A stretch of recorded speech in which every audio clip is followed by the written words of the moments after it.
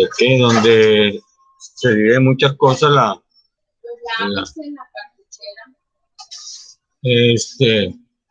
la unidad odontológica es el lugar donde uno trabaja, donde se hacen los procedimientos, los tratamientos, los diagnósticos, donde se entabla la relación con el paciente por primera vez, etcétera, etcétera, etcétera. Ya. Buenos días, Dana, ¿cómo amanece? Buenos días, profe, muy bien, ¿y usted? Muy bien, bien, bien, gracias a Dios. Ya, entonces, esa unidad odontológica asistencial, ¿no? Entonces, implica que es donde, como les decía, se hacen los tratamientos odontológicos. Esa unidad odontológica asistencial no solamente espera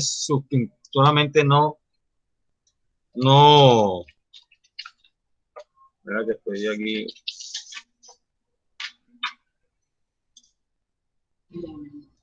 Buenos días, Alejandra, ¿cómo amanece? Buenos días, mi amor.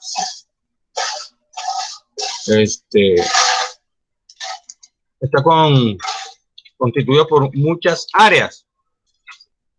Área de recepción, área de aseo sanitario, área de esterilización, área de trabajo y otras áreas anexas que tienen que ver con el consultorio o una clínica odontológica. Bien. Entonces, vamos a analizar cada área, es decir, vamos a ver cómo está compuesto una unidad odontológica. Entonces, la unidad odontológica asistencial o unidad asistencial odontológica, como prefieren llamarlo, tiene la siguiente sigla, UAO. Tenemos las dependencias como la área de recepción, sala de recibo de estar, área de trabajo y las áreas anexas. A ver, Dana, ¿cuál es la diferencia entre una área de recepción y la sala de recibo? ¿O es lo mismo? ¿O tienen algunas características diferentes? La diferencia entre una área de recepción y una ¿qué? Y la sala de estar. ¿La sala de qué? No se escucha entrecortado. La área de estar. Área de estar. Sí, área de estar. Bueno, para mí, la sala de recepción es donde se esperan a los pacientes, donde directamente el auxiliar hace el agendamiento de citas y todo eso. La área de estar, la verdad, no sabría qué decirle, no. A ver, Fernando, ¿qué dices tú? A ver, por ahí, Fernando. Si hay una diferencia entre la sala de recibo y la sala de recepción. O si no, o son iguales o son diferentes.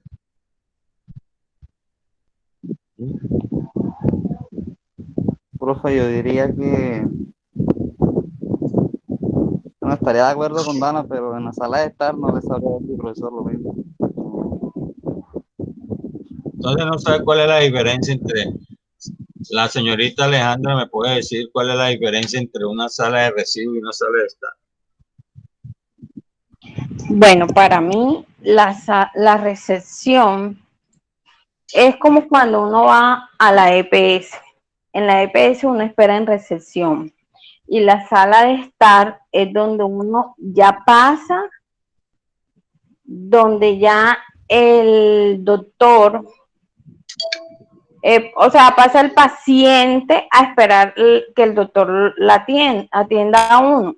Y la sala de recepción es donde uno llega a confirmar la cita que uno ya llegó a la cita a la hora programada, entonces eso automáticamente aparece en el sistema que la persona llegó a la cita y pasa a la sala de estar, que es donde están todos los pacientes que ya han pasado por el área de recepción. O sea, lo que pasa es esto, como el área de las salas de recibo, o digo, la sala de recepción es cuando llega el paciente a confirmar la cita a la cual ha sido asignado. Y el área de sala de estar es donde el paciente se le hace pasar para mientras se le atiende. Bueno, entonces podemos decir de que pero en esa sala de recepción es el primer lugar donde el paciente entra en contacto por primera vez con el equipo de salud oral. Pero, ¿cómo debe ser ese ambiente? Para que el paciente se sienta tranquilo. Debe ser un ambiente amable, la cual debe disipar la aversión que puede causar la cita odontológica. Normalmente los pacientes llegan ansiosos, miedosos. ¿Por qué? Porque nomás cualquiera de ustedes puede preguntar qué es lo que le causa miedo a odontología, entonces le van a decir que es el ruidito de la fresa, ¿verdad? Que eso causa una sensación de malestar. Entonces, es pertinente que la persona que lo atienda, en el caso, como ustedes son, en el caso si fuera un consultor odontológico, esa persona son ustedes. Si es una clínica, pues entonces será el área de admisiones. Cualquiera de los dos que sea, debe ser una persona cálida, una persona amable, una persona respetuosa y sobre todo una persona bien informada. A ver, señor Fernando, ¿por qué usted como futuro auxiliar en salud oral debe estar bien informado en el momento de atender por primera vez un paciente? ¿Qué cree que debe ser? Profesor, porque de pronto el paciente tiene mucho interrogante o tiene muchas preguntas sobre lo que se le va a hacer o a tratar. Entonces ellos como que en ese momento como que me empiezan a preguntar y uno debe como que estar preparado para responderle cada inquietud que tenga el paciente y no dejarlo como que con duda de lo que se le va a decir y darle inseguridad al paciente. Bien, normalmente es lo que usted dice, la persona que lo atiende debe, en lo más posible, contestarle las preguntas que en un momento dado realiza el paciente. No es muy sano de que usted le pregunte al paciente, el paciente le pregunte y usted no sepa darle una respuesta concreta. Aunque hay unos eventos que por política, depende de la política que tenga el consultorio o la clínica, la auxiliar debe guardar ¿qué? Silencio. Y la única manera de salir de ese embrollo, por decirlo así, es decir, yo no estoy autorizado para dar esa información. Espere y usted se la hará directamente ¿a quién? Al doctor. Porque hay unos protocolos las cuales se deben seguir. ¿Por qué? Porque a veces de pronto si usted hace una pregunta, el paciente hace una pregunta y usted da una información diferente a la que da el doctor, va a crear zozobra, va a crear como inseguridad en el paciente. Bien. Ahora mi pregunta es esta. ¿Ya? Mi pregunta.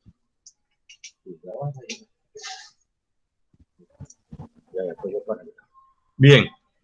Entonces, en la consulta particular se debe procurar no represar los pacientes. ¿Por qué? Es decir, ¿por qué no se debe represar pacientes en la consulta particular? A ver, Dana, ¿Por qué no se debe represar los pacientes? Es decir, usted no se puede dejar acumular pacientes en la sala de espera.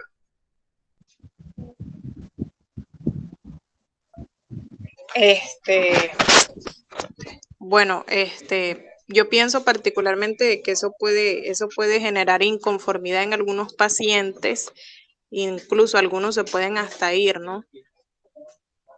Exactamente. Cuando un paciente es nuevo y se acerca a un consultorio y ve la sala de espera demasiado llena, lo que hace dice, no, yo regreso, y posiblemente no regrese ese paciente.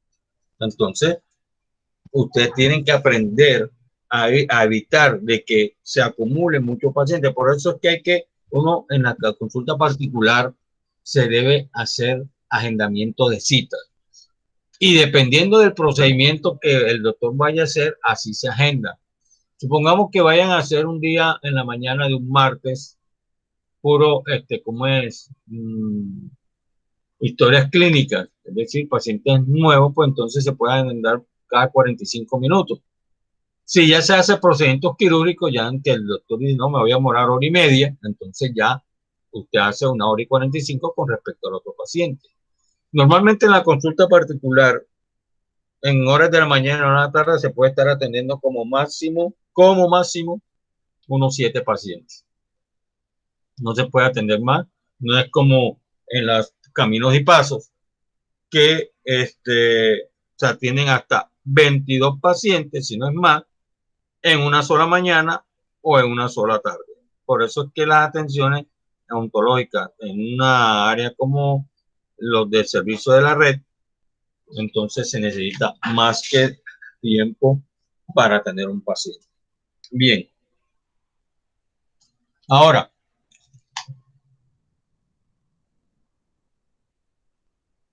atendiendo a las preguntas que les hice sobre por qué no debería represarse el paciente, es porque no proporciona una buena impresión a quien llega por primera vez y quizá no tenga una segunda oportunidad de atender a ese paciente.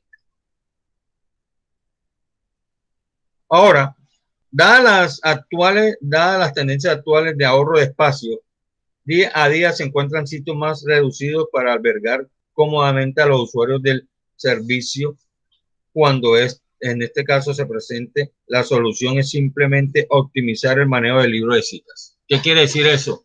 Lo que acabo de decirle. Usted no puede colocar paciente cada 15 minutos, donde el procedimiento va a durar 1 hora. Entonces tiene que agendar correctamente esa agenda. Bien. Normalmente el paciente va acompañado. Yo considero que las únicas personas a las cuales se le permite acompañamiento, no por ahora por la pandemia, sino en casos normales, es en las mujeres embarazadas, en aquellos pacientes que tengan problemas de discapacidad y en aquellas personas de la tercera edad. Pero un ejemplo, como ustedes, como tú, Dana, como Alejandra, como Fernando, ¿cómo es que voy a decir? No, es que voy con mi mamá. Pues dele la plata y ya.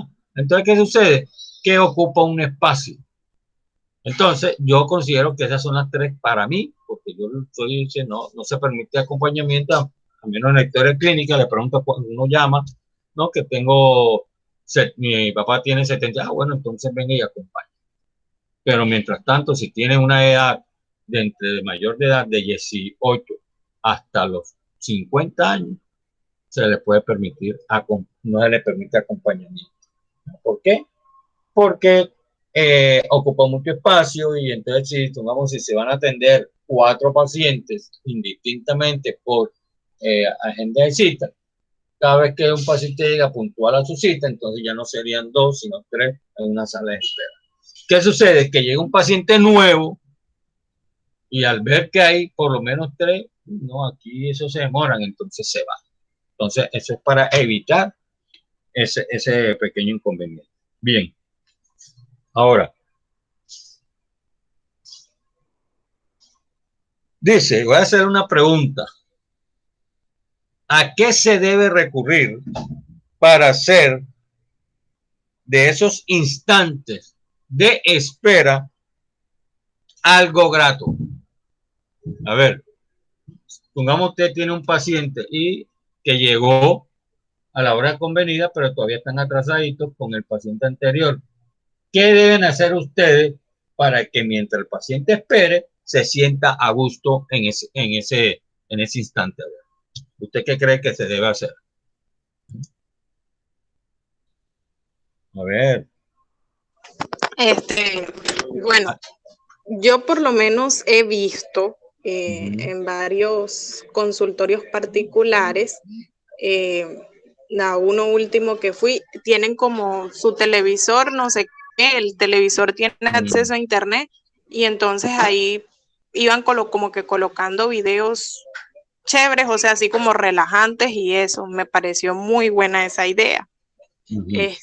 También he tenido la oportunidad de ver a otros donde colocan como revistas o periódicos y una musiquita a un volumen muy adecuado, hace que el ambiente sea mucho más cómodo y el que vaya tenso se relaja un poco más.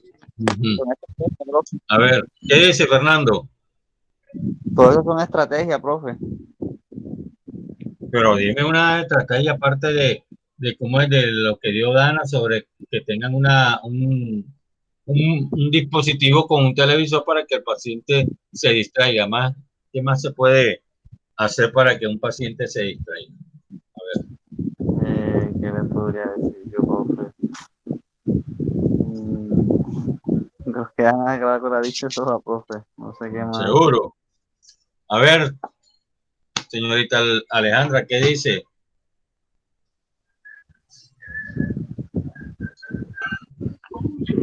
Bueno, en una sala de espera, como dijo Dana, está el televisor, está la música de fondo relajante, pero también lo que hace relajante un lugar o una sala de espera cuando llegamos es que se siente principalmente calma, tranquilidad, y eso lo produce más que todo el espacio donde estamos, los colores de las paredes, porque cuando llega una persona a un lugar donde hay un espacio que hoy día son espacios diminutos los que se están utilizando y encontramos un espacio que está muy recargado en decoración o con unos colores que no se deben utilizar porque lo que pueden generar es estrés o ansiedad en el paciente. Entonces, eso también tiende a influir mucho. Si podemos ver, tenemos accesibilidad, han colocado los baños, han colocado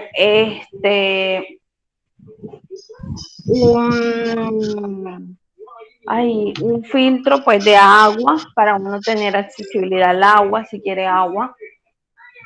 Hay consultorios que colocan galletas o colocan algún tipo de dulce. También va en las sillas que sean cómodas para que el paciente espere.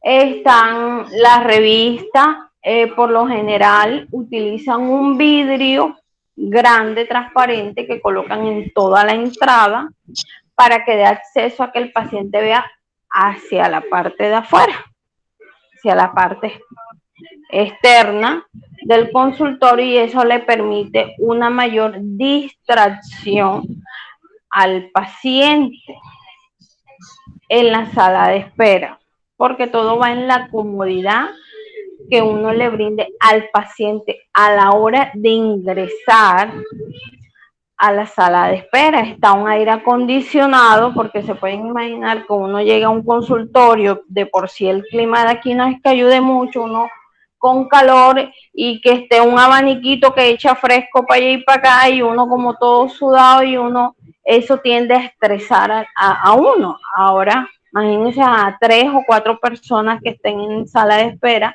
Entonces, por eso hoy día han dado por colocar el aire acondicionado, para que tenga un ambiente, digámoslo así,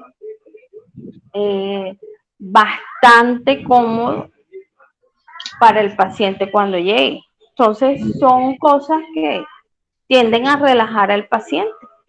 Bueno, muy bien.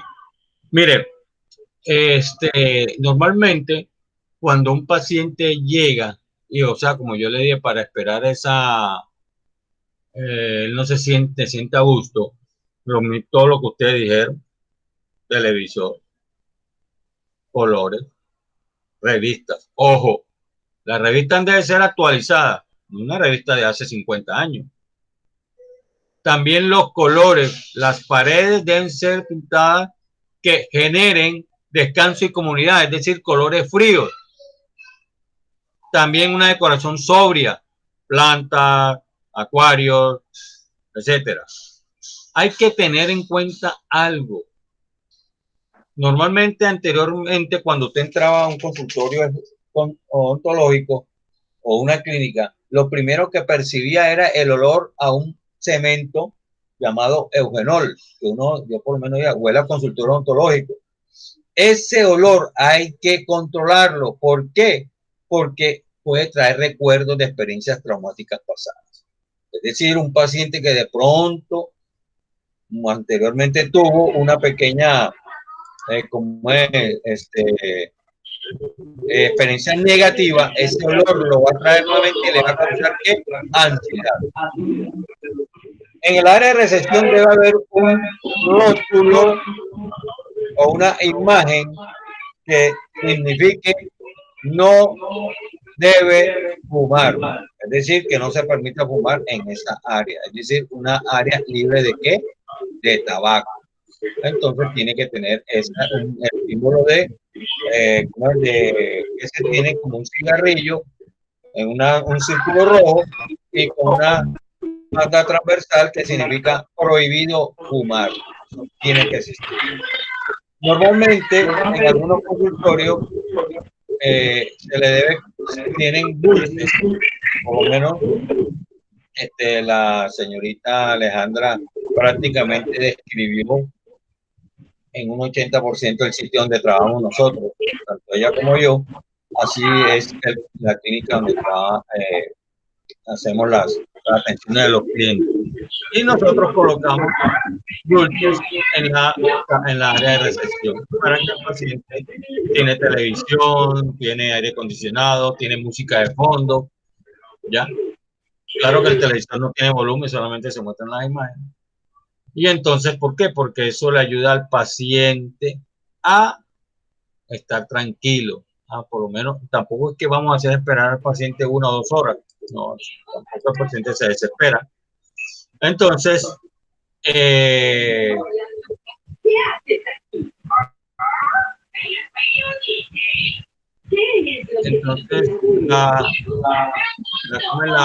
la unidad, esa sala de recepción debe contener o sala de espera debe tener esa idea. Bien.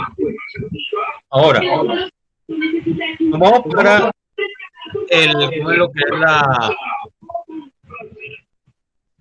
lo que es las áreas de trabajo. ¿Cuál es esa área de trabajo? La área de trabajo es aquella donde se presta la atención al paciente, donde se le hace el tratamiento, se le hace las reevaluaciones. Es un espacio donde se hace la sesión clínica odontológica con el paciente, ya sea la consulta inicial, es decir, cuando va por primera vez, o cuando ya se ha realizado el plan de tratamiento. Y en algunas tareas de índole administrativo también se hace en esa área de trabajo. Bien, la disposición en el área de trabajo debe ser muy compleja. ¿Por qué razón?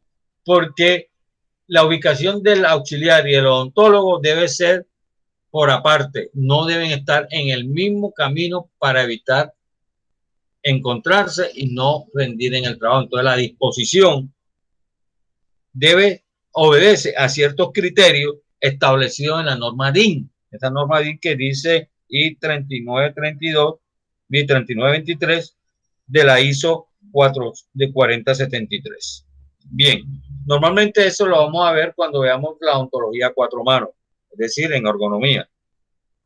La ubicación de la unidad ontológica debe hacerse teniendo en cuenta una iluminación natural, es decir, debe tener una ventana. Y la iluminación artificial, la cual la proporciona una lámpara de techo y la del equipo odontológico. Ahora, la distribución de los muebles dentro del sitio de trabajo obedecerá los criterios de funcionalidad con cercanía y comunidad para el auxiliar y el operador. Las vías de circulación del uno y del otro no deben sobreponerse en lo posible, que es lo que yo le decía, no deben encontrarse. El odontólogo tiene su lugar y el auxiliar tiene ese lugar. Normalmente, el que está cerca del mueble de trabajo donde se preparan los materiales, donde está el instrumental, etcétera, tiene que estar cerca de la auxiliar, no cerca del odontólogo, porque la auxiliar es la encargada de pasarle los materiales, el instrumental, a ampliar el campo operatorio cuando se está haciendo procedimientos quirúrgicos, etcétera, etcétera, etcétera. Entonces, esa área de trabajo permite que el asistente debe estar cerca, sí o sí, sobre el mueble de materiales y medicamentos, como el módulo y su platina, sobre el cual reposan los instrumentos. El lavamanos debe quedar equidistante entre el operador y el asistente y lejos de la vía de la circulación del paciente. Normalmente, antes de hacer un consultorio odontológico, se debe hacer un plano, como si fuera construir una casa un arquitecto. ¿Para qué? Para después llevarlo al área, no llegar y colocar o llenar los espacios sin haber hecho primero un plano de acuerdo al área de trabajo donde se va a atender el paciente. Entonces, esa área de trabajo es muy importante para cómo es el paciente. Entonces, podemos definir como esa área de trabajo, haciendo un resumen, como el conjunto de espacios que circulan tanto el auxiliar como el profesional, dispuesto de tal manera que faciliten esa circulación en un momento dado. ¿Ya? Cuando se está haciendo ¿qué? Un procedimiento. Bien. Ahora, dentro de este punto tenemos las áreas anexas. Esas áreas anexas tenemos aquellas como las áreas húmedas o sanitarias. Área de esterilización. Sí, espérate. Las áreas húmedas o sanitarias. Cuando hay un consultorio odontológico privado, es decir, que no es una clínica, sino un consultorio odontológico privado, está prohibido facilitarle el baño al paciente. ¿Por qué razón? Cuando yo trabajé en la 72 con 47 con una gran amiga, ella cometió el error de facilitarle el baño a una paciente. Ella le dijo, ella me contó después por qué la razón se lo había facilitado, y ella muy dentro de su buen corazón se lo facilitó sabiendo, cuando todos estuvimos juntos, que eso no se podía hacer. Pero entonces le dio la razón, ¿no? Es que tenía el periodo y que quería cambiarse la toalla, que tal, que no sé qué más. Y ella, bueno, bien. Sabiendo la salvedad que le dijo, procure, ¿cómo es? Envolver bien la toalla. que se retire. Ella sí se lo dijo, porque ella me lo dijo. No, era una mentira. Lo que pasa es que necesitaba hacer una necesidad del cuerpo y ni siquiera tuvo la delicadeza de bajar el baño. Obviamente, cuando nuestra asistente fue a hacerle el aseo, se encontró con esa sorpresa y ella cogió rabia y con mucha justa razón, porque sabía que esa área húmeda no se puede, el sanitario no se puede facilitar. Ahora, normalmente hay clínicas que tienen baños para el paciente, pero eso ya está por fuera del área de trabajo, porque es que normalmente el baño está dentro del área de trabajo. Se puede imaginar un pequeño desfase como ese, pues causa un mal olor en el consultorio. Entonces, hay clínicas como la donde todos trabajamos que el baño está por fuera del área de trabajo, es decir, de los consultorios propiamente dicho, y eso se le facilita al paciente. Pero si estuvieran esos baños dentro del mismo área de trabajo, pues desafortunadamente pues no se puede facilitar por el caso que le acabo de comentar. Entonces, las áreas sanitarias cuando se presenta una clínica, normalmente debe ser hoy en día exigen uno para una mujer, para la mujer, uno para el hombre y otro para aquellos que son en sillas de ruedas, o sea, discapacitados, que los baños sean un poco más pequeños con la nueva normativa. Ya los consultorios que ya están hechos y que tienen con la normativa ya pues no se les exige, pero sí para aquellos nuevos que desea hacer el montar un consultorio o una clínica odontológica.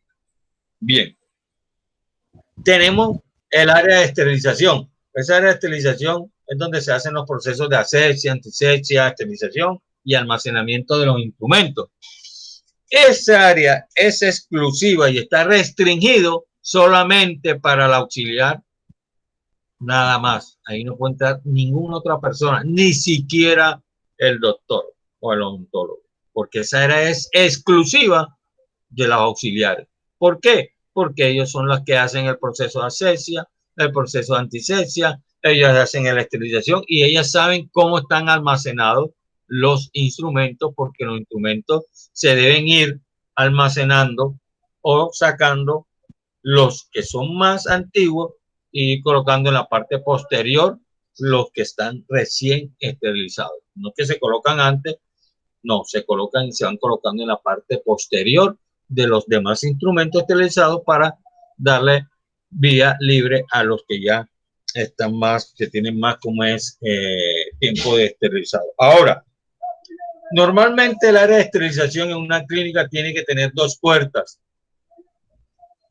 A ver, vamos a preguntarle a Fernando. Fernando, ¿por qué un área de esterilización tiene que tener 2 puertas? Una de entrada y una de salida. No, no porque una sola, sino 2 puertas. A ver, Fernando, ¿por qué cree que debe tener 2 puertas el área de esterilización? Fernando se le cayó. A ver, Dana, ¿qué dices tú?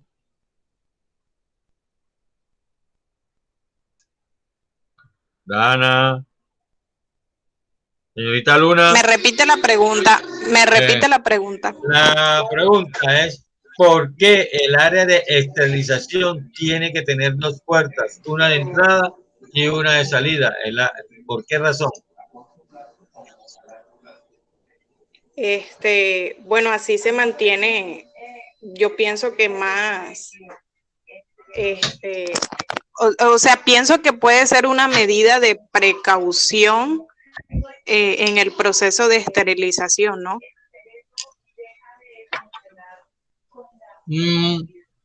A ver, señorita, vamos a ver, señorita Alejandra, ¿qué dice? ¿Por qué tiene que tener el área de esterilización una puerta de entrada y una puerta de salida?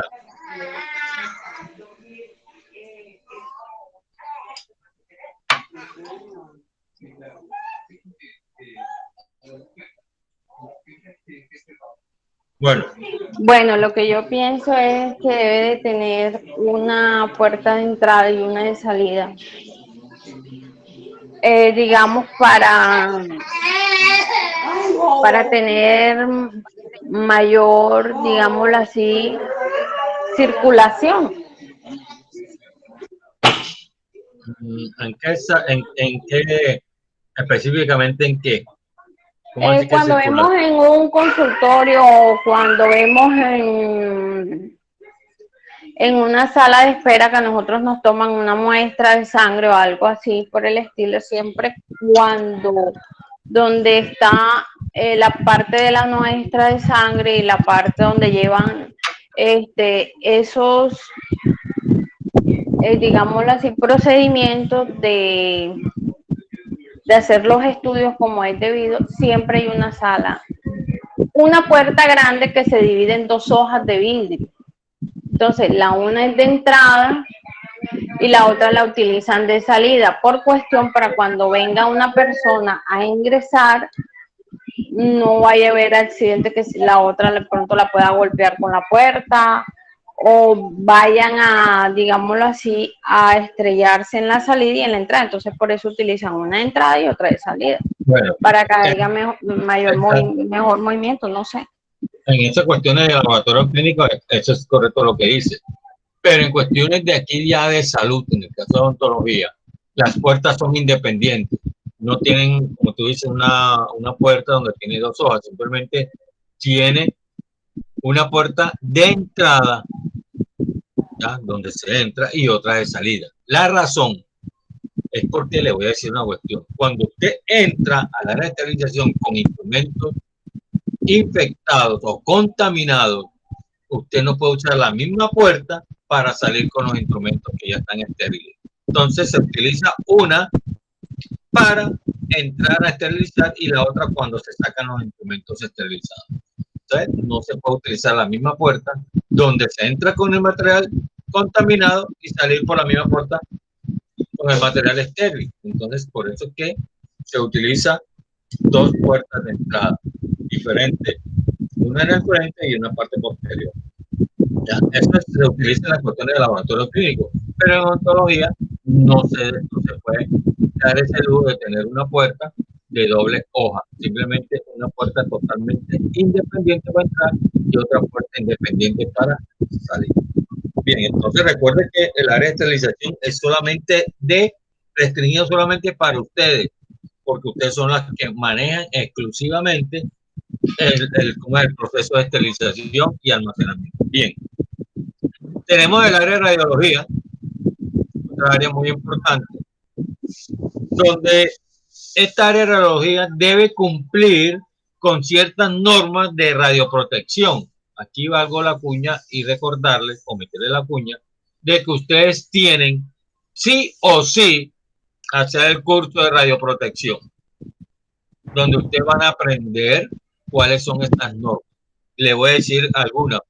Normalmente cuando se tiene un área de radiología, es decir, se tiene un equipo de rayos X, todas las paredes, las 5 paredes y la puerta deben estar plomadas.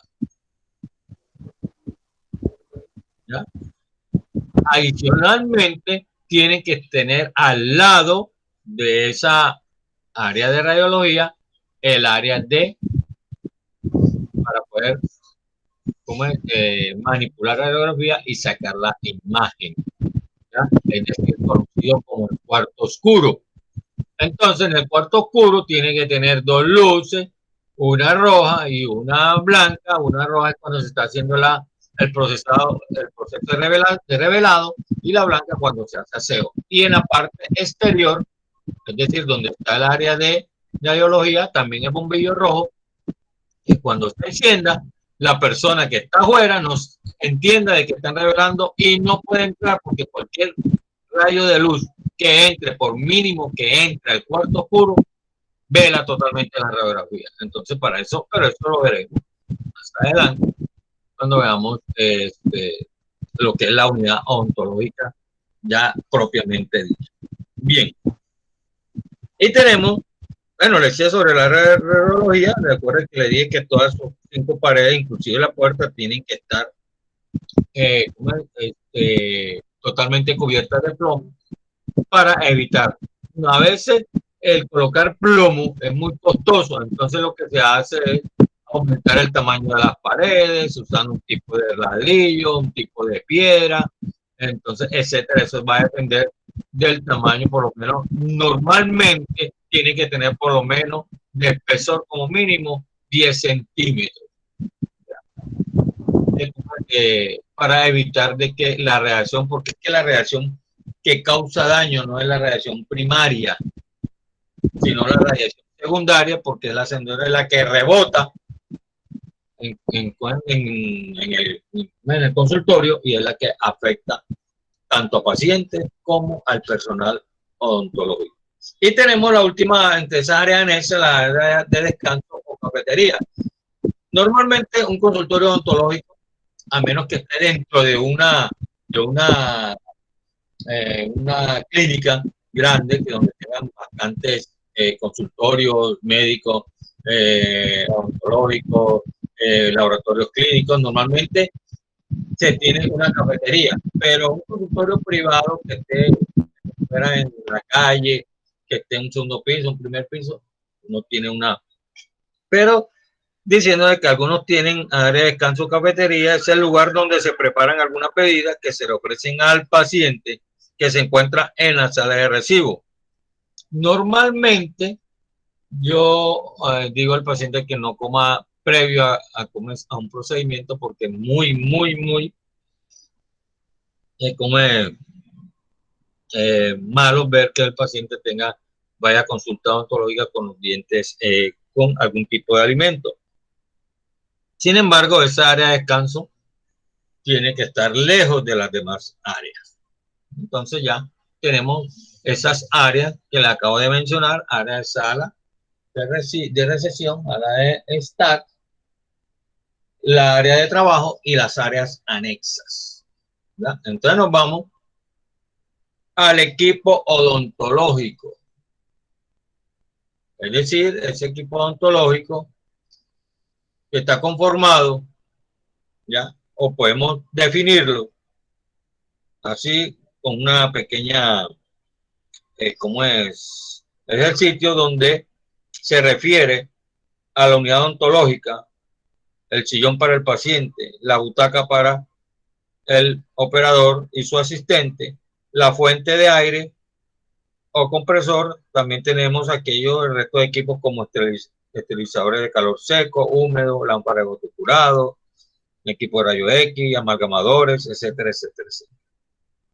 Normalmente, el equipo odontológico tiene profesor, una pregunta.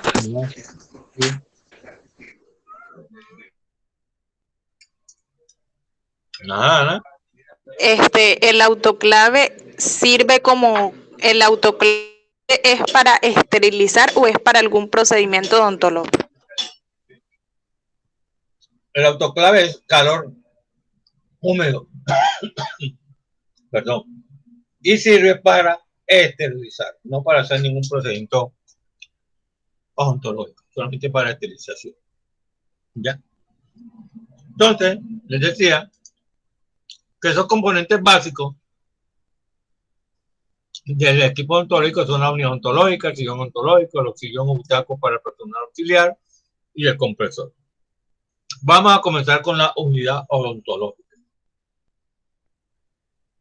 La unidad odontológica está conformada por tres partes o varias partes. ¿Ya? Está conformada por, está dividida de la siguiente manera: módulo del operador, es decir, del profesional; módulo del paciente; y la unidad de abastos. ¿Qué lámpara, la silla propiamente dicha, y el brazo ecualizable donde se va la lámpara? Entonces, Esa unidad ontológica es un conjunto de elementos integrados que permitirán desarrollar el plan de tratamiento y en el paciente, la cual está conformada por una lámpara, por un módulo del operador, donde se encuentra la bandeja, se encuentra el micromotor, donde se encuentra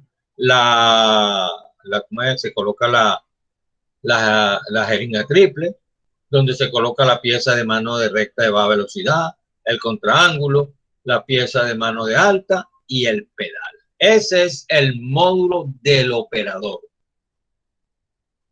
¿ya? Que está conformado por esos elementos que le dije.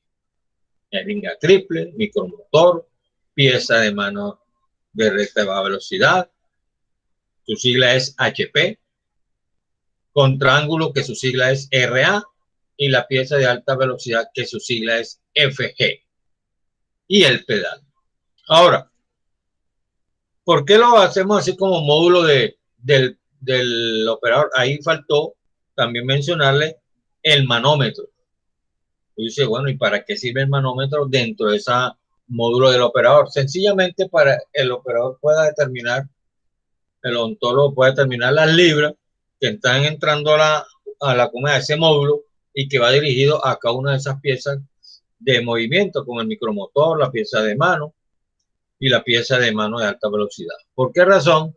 Porque si el compresor está enviando demasiada aire y se deja pasar porque más de la cuenta en libras de presión, obviamente puede dañar las piezas y entonces sería necesario reemplazarla. Entonces ahí hay un manómetro que no, es que solamente son 40 libras y me está marcando 60. Entonces la unidad normalmente tiene un control donde se le ayuda a regular esa presión. Entonces vamos a hablar cada uno de esas, vamos a ver si encuentro aquí una imagen para que ustedes sepan más o menos de qué estoy hablando cuando comencemos la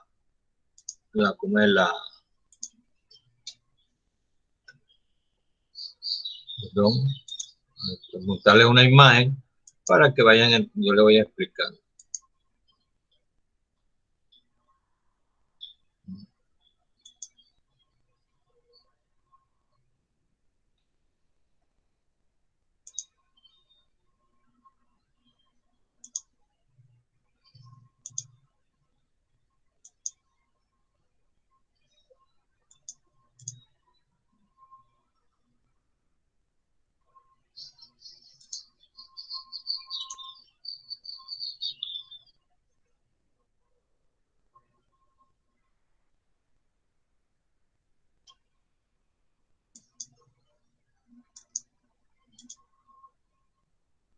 ¿No están viendo una imagen? No.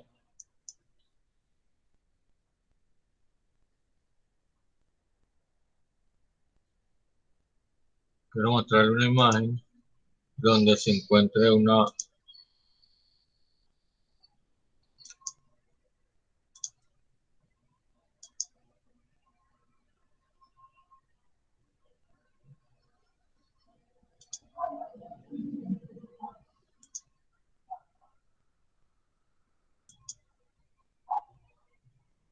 imagen de una unidad ontológica.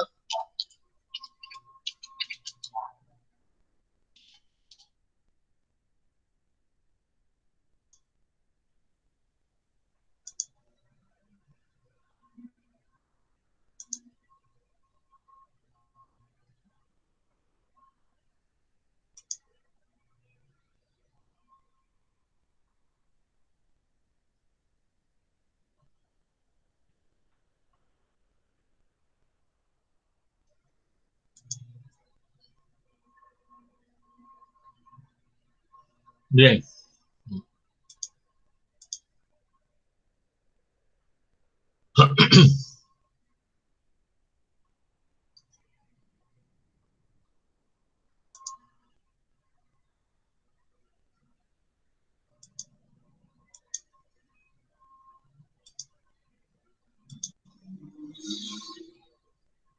Bueno, sigamos entonces.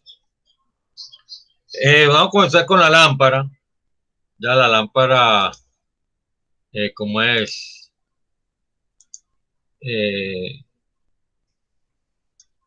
aquella que ilumina, como es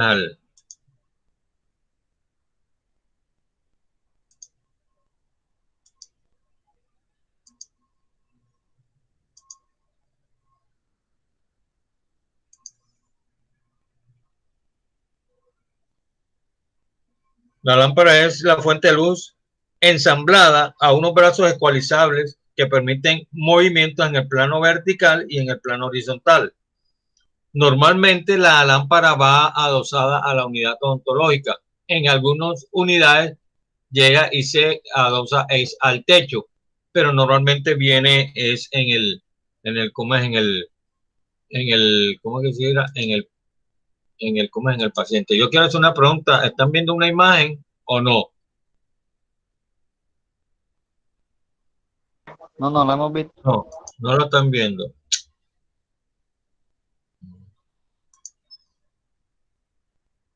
Yo quiero compartirle una imagen ya para que podamos entendernos. A ver cuál. ¿Y ahora? No, no, sí, sí, Sí, sí. que ven una,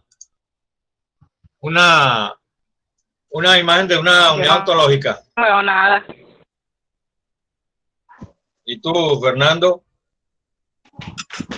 Se ve, pero profe, no se ve casi nada. Porque están, pues no, pues entonces amplíela. Hágale clic donde está la imagen y usted la ve. ¿Ya?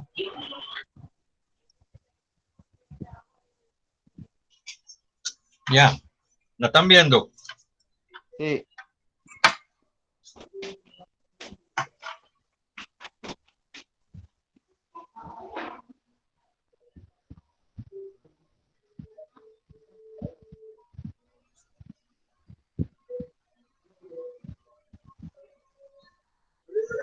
Bueno, entonces vamos a hablar sobre cada una de las partes.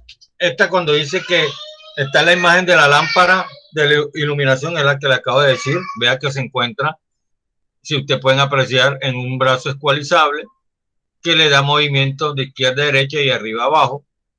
Y está normalmente adosado aquí al unidad ontológica. Normalmente, esta puede estar unida a una columna pedestal o estar sobre el techo. En algunos equipos está provista de un fusible y un control de encendido que se encuentra en esta parte para encender la lámpara. Normalmente la lámpara tiene dos tipos de luz. Una luz como es fuerte y una más débil. Normalmente esta lámpara no debe colocarse directamente en los ojos del paciente ni muy cerca porque la luz que emana es demasiado caliente y el paciente puede sentir inconformidad. ¿Ya? Entonces le puede molestar. Bien, normalmente las lámparas que se deben proteger con vidrio o con acrílico, ya que eso evita de que las realizaciones como saliva, sangre, salpiquen a la lámpara y pueden causar un corto en el bombillo o quemarlo. Normalmente esta lámpara tiene está formada por un vidrio refractario, ya que en su parte interna tiene como es de no se puede tocar ya con un trapo totalmente seco porque puede rayar y es el que hace la refracción de la luz y es el que va a llegar directamente a iluminar la boca del paciente.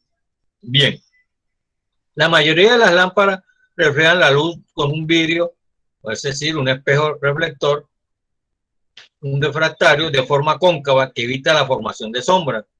y que ayuda a absorber el calor, evitando que sea enviado al paciente y al operador. Bien, entonces además tiene un dispositivo que ayuda a disipar ese calor. Ahora, ese vidrio o acrílico, la cual que tiene la lámpara, ayuda a protegerlo, lo que yo le dije, de salpicadura, de agua, saliva o sangre que puedan dañarlo o causar deterioro en el bombillo. ¿Cuáles son los cuidados que tiene que tenerse esa lámpara? Mire, joven, cuando un bombillo se quema, ese bombillo no tiene nada de especial. Esos son bombillos como los bombillos de carro, de esos que tienen los vehículos, que son de luz de baja y luz de alta. Usted solamente, si no tiene problemas el equipo del sistema eléctrico, que ya sí ya usted no pueden, como es, intervenir en eso, usted puede cambiar el bombillo.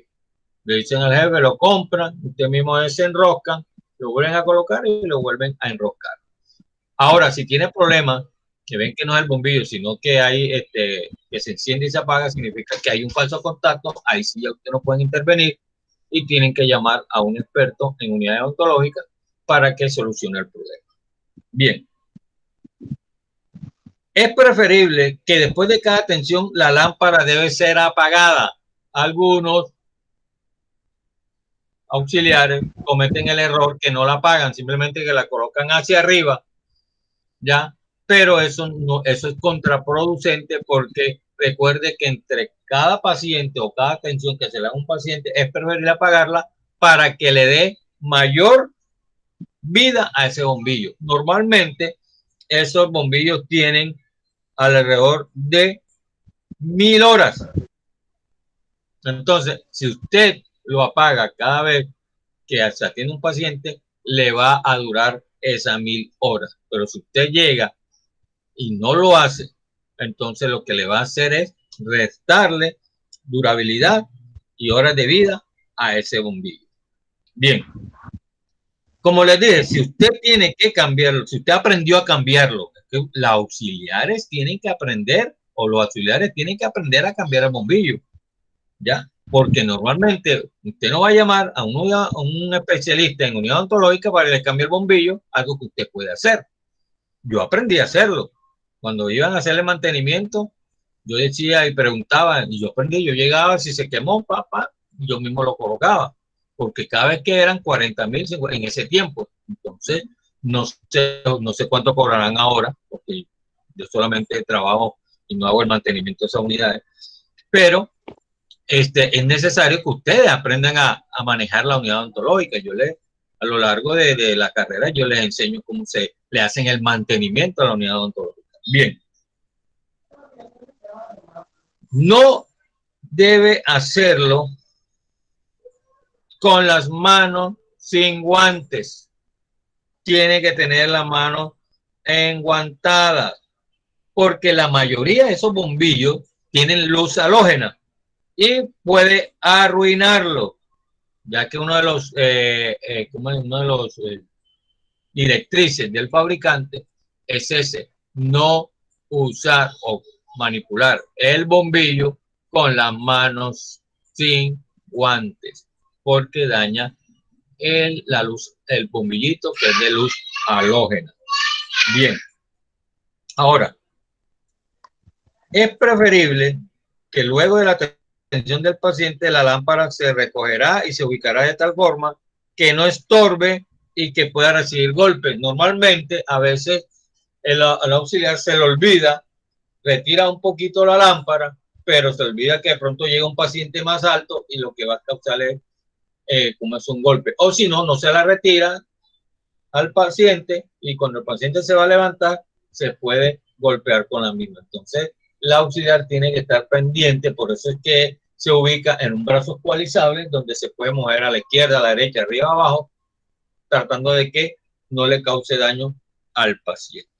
Bien. Entonces, ese lámpara usted tiene que aprender a cuidarla. Ahora, usted tiene que aprender también a hacerle la limpieza. normalmente hay una cara convexa y una cara cóncava. Esa cara convexa, es decir, la parte externa, es la que se tiene que limpiar. ¿Por qué? Porque ahí no hay protección, puede salir sangre, saliva, entonces tiene que usarla con un desinfectante, con un pañito húmedo. Usted la limpia por la parte externa. Recuerde que la parte interna está protegida por el vidrio, ya sea acrílico, de vidrio o acrílico, una laminita, y solamente se limpia es el acrílico y el vidrio. El vidrio refractario interno no se debe tocar porque lo raya y entonces va a causar sombra en la boca del paciente. Entonces solamente se limpia en la parte de externa. Profe. ¿Ya? Y el vidrio, sí, dime. Yo he oído que por lo menos para limpiar esa parte de la unidad odontológica utilizan el hipoclorito de sodio. ¿Usted recomienda algún otra sustancia líquida para hacer la limpieza de la unidad odontológica? Señorita, normalmente las unidades odontológicas usadas y hechas aquí en Colombia, no vamos a hablar de las que vienen del Brasil, usan ese material llamado Cordobán, ¿ya? Y es recomendable, sí o sí, usar no lo escucho. Debe usar hipoclorito de sodio. Lo que pasa es esto, Dana. El hipoclorito de sodio, yo le doy una pregunta. ¿Usted cree que hace más efecto desinfectante el hipoclorito de sodio puro o diluido? A ver, Dana, ¿qué dice? Hola, Dana.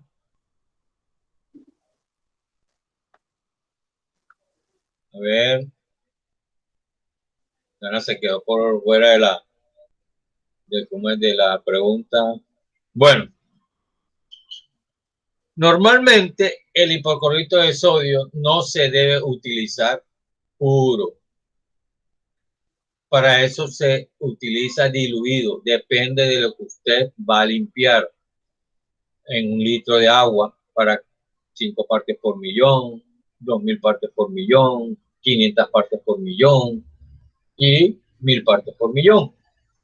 ¿Ya? Entonces, es preferible hacerle la limpieza exclusivamente con hipoclorito de sodio a la unidad odontológica, pero no puro, sino diluido, combinado en agua, que puede ser medio litro de agua, 1 litro de agua o en 2 litros de agua. Eso depende de lo que se va a limpiar en la unidad odontológica. Bien. Nos vamos para el módulo te voy a señalar donde dice aquí, donde estoy señalando aquí, ese es el módulo del operador o del profesional odontólogo, el que está aquí. En él tienes unos elementos básicos como la jeringa triple, la pieza de mano de alta velocidad, el micromotor y la pieza recta de baja velocidad. Normalmente, y tenemos una bandeja o platina que puede estar adherida al mismo módulo o si no se puede retirar de ese módulo. Y cada aquí en este módulo tiene un manómetro, tiene unos elementos que ayudan a sacar el aire y el agua en el momento del trabajo. Vamos a comenzar con la jeringa triple. La jeringa triple es un elemento que proporciona 3 opciones: agua, aire y spray. Normalmente la jeringa triple tiene 2 pulsores, uno para el agua, uno para el aire, pero tiene 3 opciones. Entonces, ¿cómo hacemos para que nos salga el spray, el agua y el aire. A ver, ¿quién me dice? Les repito, la jeringa triple tiene tres opciones: agua, aire y spray. Pero tiene dos pulsores, uno para el agua y uno para el aire. Entonces, ¿cómo hacemos para que nos salga agua y aire a la vez si no tiene un tercer pulsor? A ver, ¿qué me dice? A ver, señorita Alejandra, ¿cómo haría usted para sacarme aire y agua al mismo tiempo teniendo solamente dos pulsores?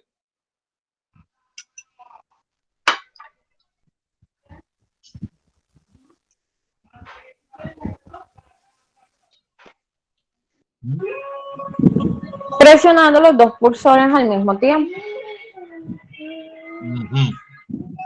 Presionando los dos pulsores al mismo tiempo. Muy bien. Dice, les decía, además trae una parte activa que puede moverse. Esa jeringa triple tiene dos boquillas. Esa parte activa. Normalmente, cuando se adquiere una jeringa triple, tiene dos boquillas.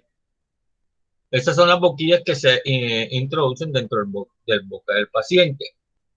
Normalmente, anteriormente, había que estar, esa boquilla siempre se ha retirado, es decir, para permitirlo esterilizarlo. Hoy en día, solamente se protege con otra boquilla de plástica que se coloca dentro de esa metálica y lo único que se hace es retirar, se limpia y no está esterilizando porque es muy engorroso, teniendo nomás dos boquillas, estar esterilizando entre paciente y paciente. Lo que se hace es que se coloca otra boquilla de plástico encima, se trabaja, se desecha cuando se acaba la atención al paciente, se limpia la boquilla con hipoclorito y se vuelve a colocar otra nueva boquilla para el nuevo paciente que se va a atender. Tengan cuidado con esa jeringa triple. Si esa jeringa triple se les cae y le cae de punta en el suelo con la boquilla, ya váyanse sacando la plata de su bolsillo porque automáticamente se fractura. Es una boquilla sumamente delicada a pesar de que es de metal. ¿Por qué? Porque se fractura la punta de esa parte activa y automáticamente el agua no va a salir recta, sino va a salir dispersa. ¿Ya? Y para comprar la boquilla tiene que comprar toda la jeringa triple y normalmente está costando por ahí nueva, entre 150 y 200,000 pesos. Entonces, tienen que tener cuidado a la hora de hacerle la limpieza a esa boquilla, a esa jeringa triple, ¿ya? Para evitar accidentes y que se le caiga y vaya a dañar las puntas activas de esa jeringa triple. Bien. Normalmente, los cuidados que tienen que tenerse es protegerse de los golpes de caída, ya, porque su parte activa es muy delicada y puede romperse. Además, los pulsores tienden a sufrir defectos con el tiempo. Es decir, ellos tienen como un cauchito dentro y ese cauchito se va deteriorando, se va rompiendo y entonces comienza, si es del aire, a salirse el aire y si es del agua, comienza a gotear. Entonces, usted tiene que estar pendiente y decirle al doctor, hay que mandar a arreglar la jeringa porque está saliéndose el aire y el agua está saliendo por la jeringa triple, porque no puede salir en esa jeringa ni agua ni aire mientras no se activen los pulsores. Bien. ¿Por qué? Porque es que si no se dejan y si se trabaja así con su jeringa, ¿cómo es? Dañada, lo que sucede es que no nos deja hacer un buen desarrollo de nuestra labor. Bien. Ahora nos vamos para lo que es el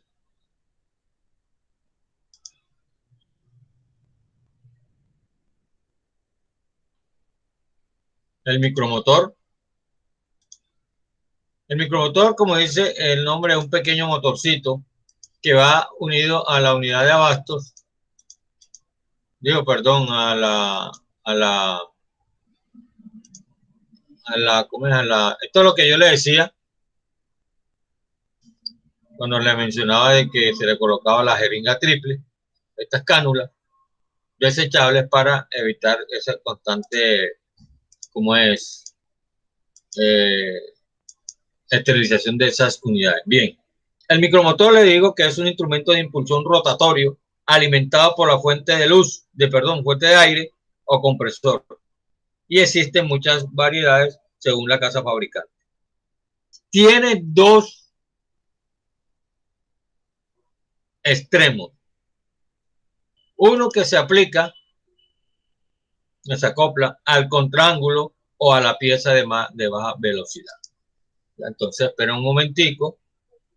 Vean, donde se coloca la pieza para darle, porque esa pieza como es el contraángulo, de por sí, si no se adhiere al micromotor, no tiene funcionalidad. Lo mismo que la pieza de baja velocidad.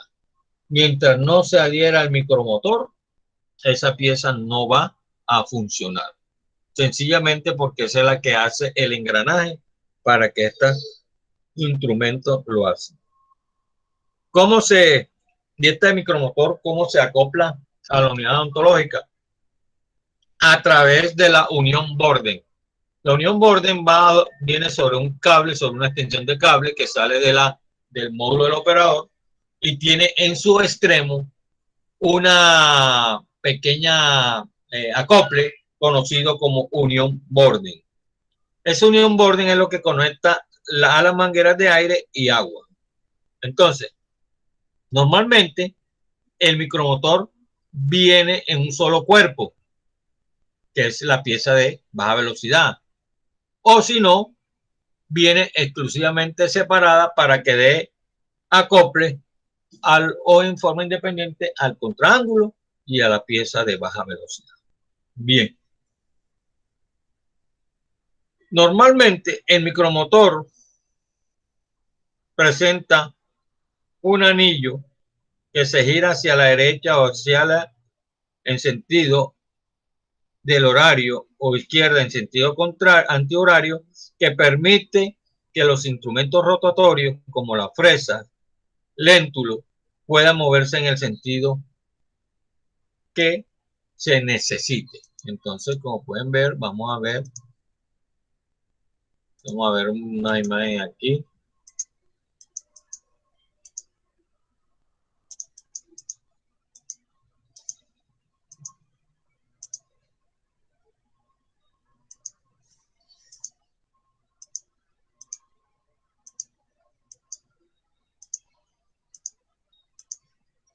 Bien. Normalmente la pieza de mano de recta de baja velocidad o HP está conformado por un solo elemento, un solo cuerpo con el micromotor, como lo dije anteriormente, o lo cual puede moverse a voluntad por medio de una cuña o presión según la marca. Bien. Normalmente esta pieza de baja velocidad su función es para soportar instrumentos rotatorios como fresas, cepillos, piedras montadas, portadiscos y otros que tengan un tallo largo. Mientras que el contraángulo o HP también se encuentra puede estar formando un solo cuerpo con el micromotor,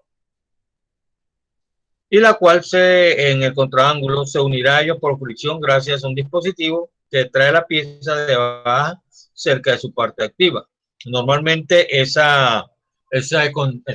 contraángulo se utiliza para colocar cepillos profilácticos cuando se van a hacer profilaxis, y el cual puede girar a 40.000 revoluciones por minuto. Imagínense, entonces, esa velocidad con que gira, entonces que son 40.000 revoluciones, es decir, 40.000 revoluciones cada vueltecita que da en un minuto, gira 40.000 veces.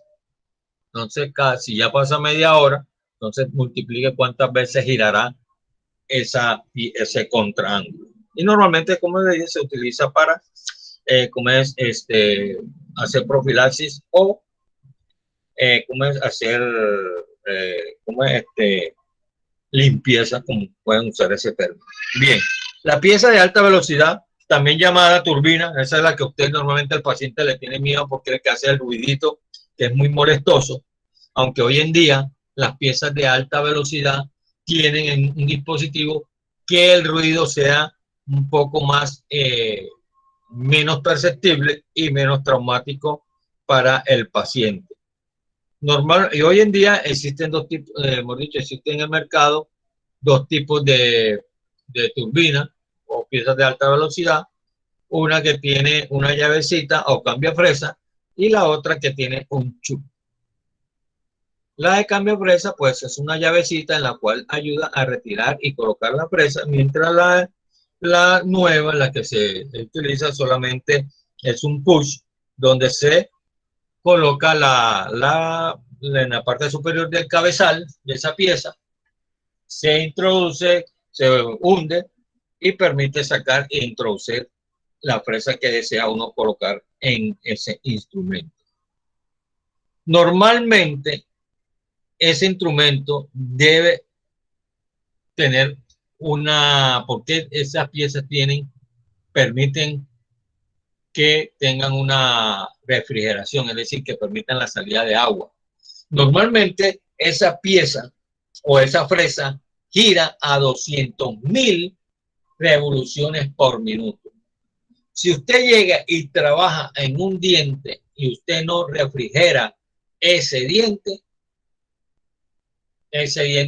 puede tener problemas posteriormente. Es lo mismo que el radiador de un carro. Se lo voy a poner a manera de ilustración. Si usted no le echa agua al carrito, obviamente, ¿qué sucede? Que el motor se recalienta y se puede dañar. Es lo mismo.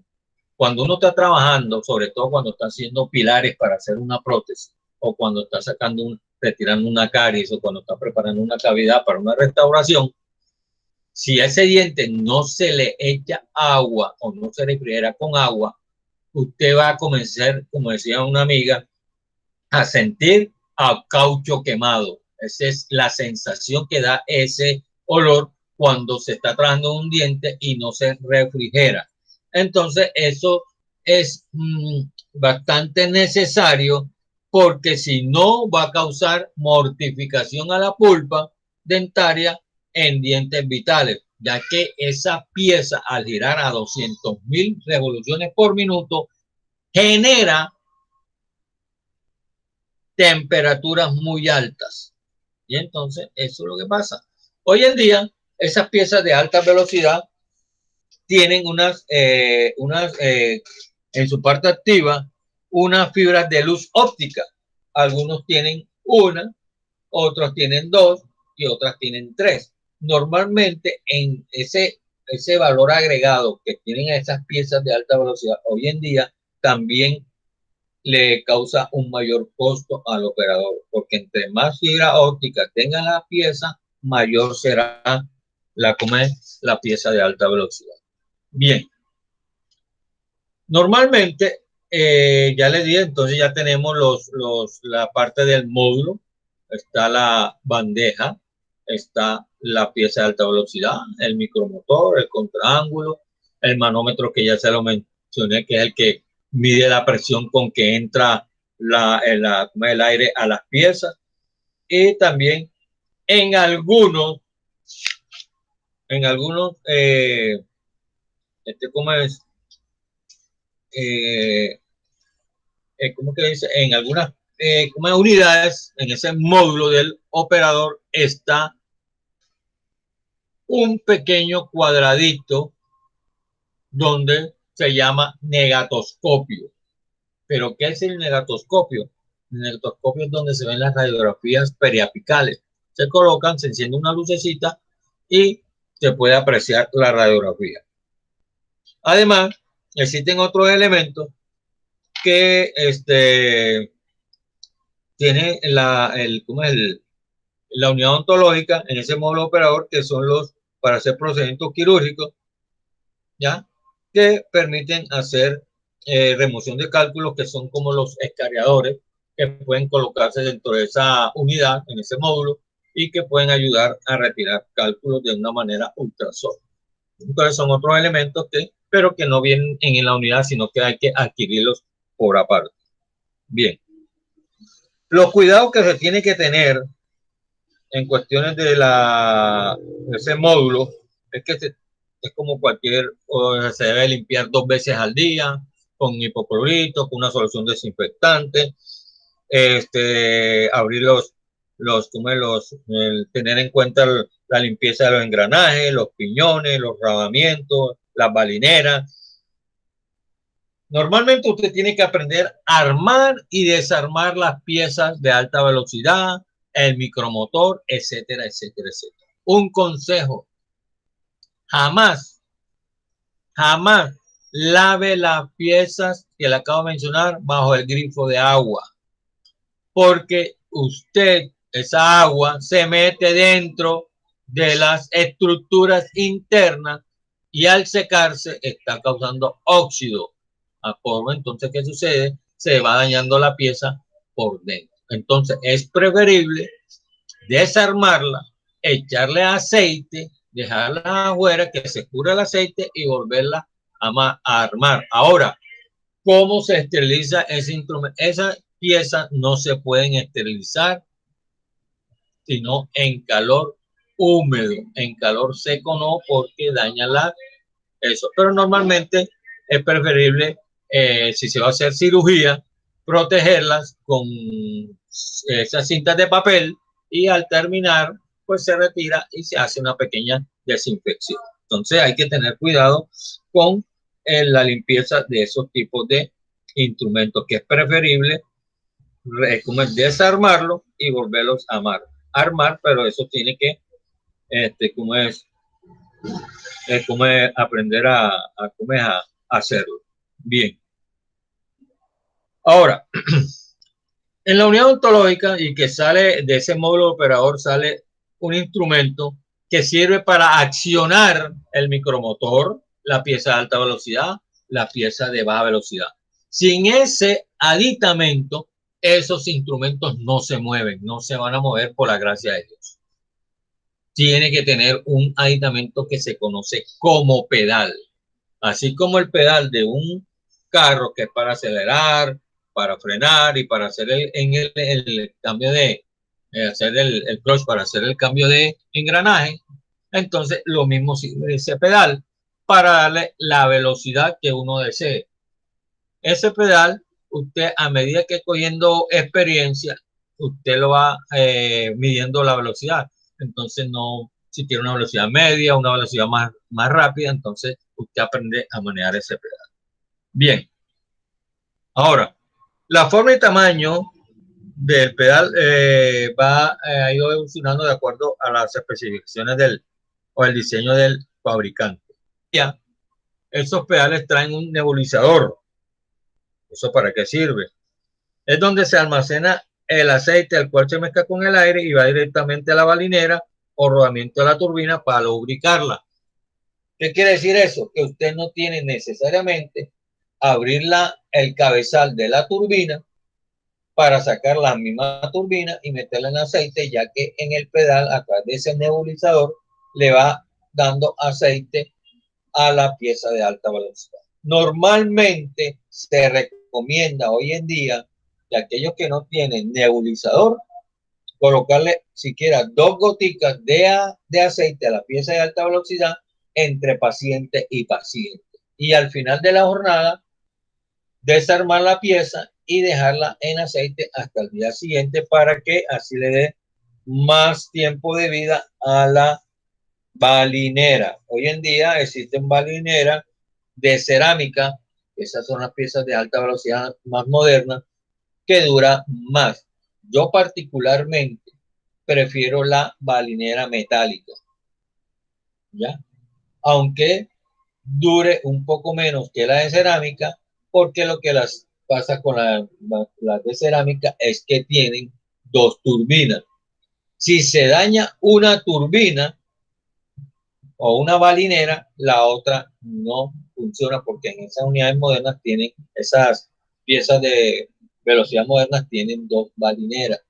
Y si se daña una de las balineras, la otra no funciona. En cambio, las de metal solamente tienen una. Es como esas que se ponen en los... Imagínense, esas balineras son como las que se ponen en... No sé si ustedes tuvieron la oportunidad, lo digo yo, que se colocaban en los carritos que uno hacía de madera y ponía en 4 corritas esas y usarla para hacer bajar cuestas. Eso es en mi época, no. Yo hace rato no veo todo en este momento. Igual tiene la misma funcionalidad para las piezas de alta velocidad. Bien. Normalmente, ese pedal sirve para darle insuflar aire y así evitar el uso de la jeringa triple para porque si el aire saliera de una manera espontánea, obviamente que en la jeringa triple ese aire también se saldría. ¿Por qué? Porque para eso es el pedal, para controlar esa salida de aire en cada uno de esos aditamentos. Bien, normalmente existe una platina o bandeja que se encuentra sobre el módulo, es decir, donde se colocan instrumentos y materiales. ¿Ya? Hoy en día está adosada a la unidad odontológica. Anteriormente estaba independiente. Bien, nos vamos para el módulo del paciente. El módulo del paciente tiene los siguientes aditamentos. Tiene una escupidera, tiene dos escupideras. En la unidad moderna tiene dos. Una para cuando se hace saliva y la otra cuando se hace con sangre. Tiene un eyector, tiene una perilla, ya, para que controla la salida del agua, tanto de las dos escupideras, y también tiene una perilla para controlar el eyector. Yo particularmente soy enemigo del eyector. ¿Por qué? Porque es la parte más contaminada de la unidad odontológica. Aunque la boquilla que se coloca en el eyector es desechable, cuando se va a limpiar o se coloca al paciente, ella se retorna y trae lo que está dentro del interior de la manguera, se le puede regresar al paciente. Una de las maneras para limpiar eso y estar más tranquilo en el momento de usar el eyector es que usted llegue y lo funcione y comience a succionar. Coloca un vaso de agua con hipoclorito de sodio, con jabón normal de ese en polvo, lo mezcla, mete la boquilla, hace que lo absorba, ¿ya? Para que vaya arrastrando lo que está en el interior de esa manguera. Y dirá, pero, profe, ¿cómo eso se queda dentro de esa, queda de pronto unos restos, un poco de restos de cómo es